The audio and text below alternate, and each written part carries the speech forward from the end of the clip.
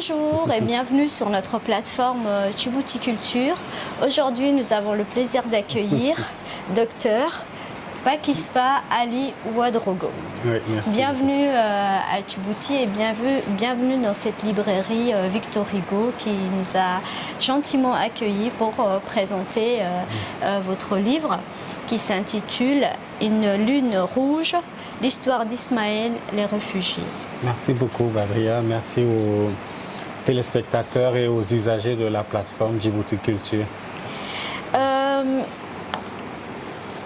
Vous êtes là, c'est votre premier livre, Oui. mais vous n'êtes pas à proprement dit écrivain. Vous êtes d'abord médecin. Oui, Alors, dans quel domaine êtes-vous je suis médecin radiologue, d'abord généraliste, ensuite spécialisé en radiologie, que nous appelons plus nommément imagerie médicale et radiodiagnostic. Et ça consiste en quoi, à peu près Surtout l'imagerie et oui, radiodiagnostic. C'est nous qui sommes chargés de l'exécution des scanners, de leurs interprétations, D'accord. de l'IRM, de la radiologie classique et de l'échographie. D'accord. Voilà. Une femme est enceinte ou quand quelqu'un est malade, on utilise ces outils pour déceler ce qui est normal et ce qui est anormal en vue de soigner. D'accord. Ok. Donc c'est très utile. On fait de notre mieux. En tant que médecin, qu'est-ce qui vous a attiré vers la littérature? Oui, comme je dirais, j'étais attiré vers la littérature avant d'être médecin. Depuis le collège, même un peu avant, au collège, au lycée. Et pendant les études de médecine, je lisais beaucoup, je lisais énormément. C'était à des périodes où il n'y avait pas les réseaux sociaux, où il n'y avait pas... l'Internet n'était pas si développé. Donc pour passer le temps, se cultiver, c'était par la lecture. D'accord. Même entre nos leçons, nous lisions beaucoup pour passer le temps. Et l'étape qui vient après, l'étape où nous lisons beaucoup, c'est l'envie d'écrire, de partager nous aussi les choses que nous voyons dans la vie. Donc c'est là que le pas est venu. Oui. D'accord. Pourquoi aujourd'hui vous êtes là? C'est parce que vous avez écrit ce livre, Une lune rouge, et ce livre parle de l'immigration. Pourquoi avoir choisi ce sujet? C'est un sujet d'actualité, mais en Afrique, sur notre continent, il y a beaucoup de sujets qui sont d'actualité. Pourquoi celui-là spécifiquement ou spécialement? Oui, pourquoi celui-là? Pourquoi celui-là? Il y a eu une période, on va dire récente, il y a 10 ans, et vous dites que c'est toujours d'actualité. Mais il y a 10 ans, en venant maintenant, on a même on peut remonter un peu plus loin, 20, 30 ans. Un nouveau péril noir que je qualifierais, cet exode d'une jeunesse noire valide, se remplissant dans les bateaux pour aller se déverser sur les côtes méditerranéennes dans des conditions très très difficiles. Ça m'a touché parce que quand, dans le cadre de mes études, je me retrouve en France ou dans le cadre justement de mes études de médecine, je fais un certain nombre d'années au Maroc où je rencontre ces migrants. On a pitié.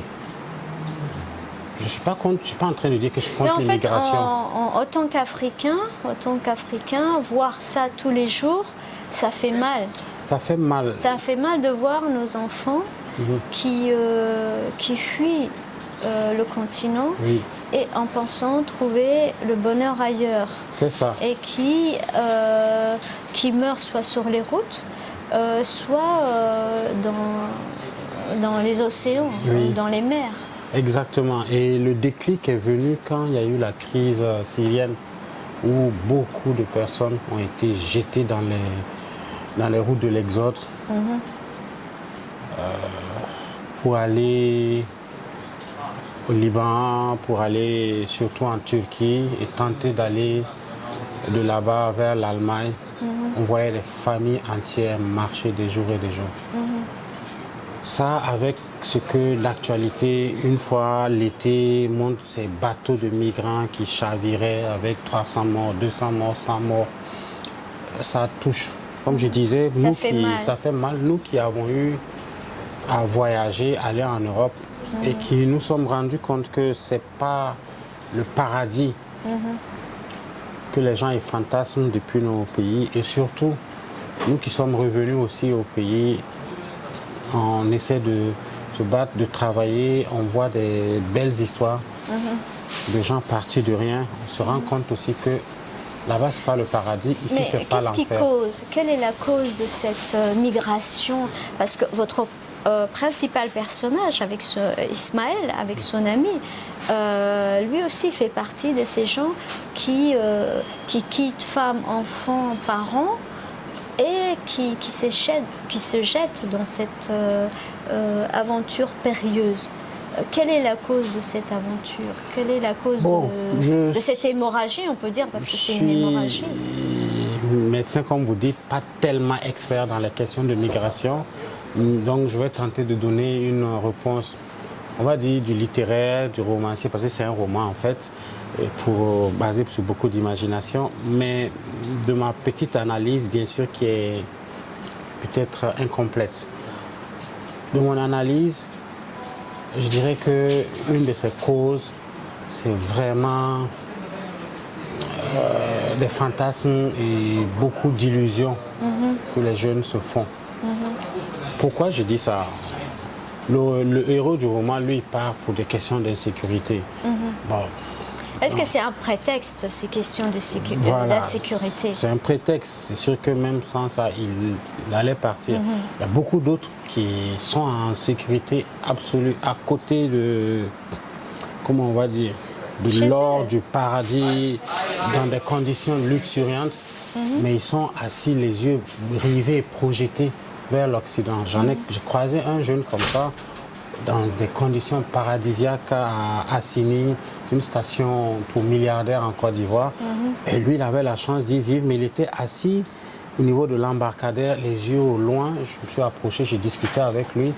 À fond, il ne parlait que de l'Europe. L'Europe, aller là-bas, je vais pouvoir aider ma mère, je vais aller. J'ai essayé de le raisonner, mais je n'ai pas pu. Donc, comme je dis, les raisons, selon moi, avec bien sûr tous les risques de me tromper, et sûrement je me trompe, il y a beaucoup d'illusions, de fantasmes qu'on se fait en pensant que ici c'est l'enfer et là-bas c'est le paradis. Le paradis. Voilà. Mais qu'est-ce qui fait que chez nous c'est l'enfer et que chez les autres... C'est ce qu'ils pensent. Voilà, quelle est cette pensée qui fait que chez nous c'est l'enfer et chez les autres c'est le paradis? Qu'est-ce qui fait que... Qu'ont-ils fait les autres pour que chez eux paraisse le paradis? Et qu'est-ce que nous on n'a pas fait pour que chez nous paraisse le paradis? Oui, mais à la fin du livre, justement, je démontre que chez nous, c'est le paradis. Moi, je le pense, comme je disais, je suis afro-optimiste à fond. J'ai eu 1000 occasions de rester ou de vivre là-bas, mais pas du tout. Ça peut être de loin des fantasmes, des clinquants, des lumières. Mais dans nos villages, on vit bien. Tu as l'espace, tu as ta famille, tu as la joie, tu as la chaleur humaine. C'est... Oh. Et tu as un climat qui est favorable pour s'épanouir également. Ah oui.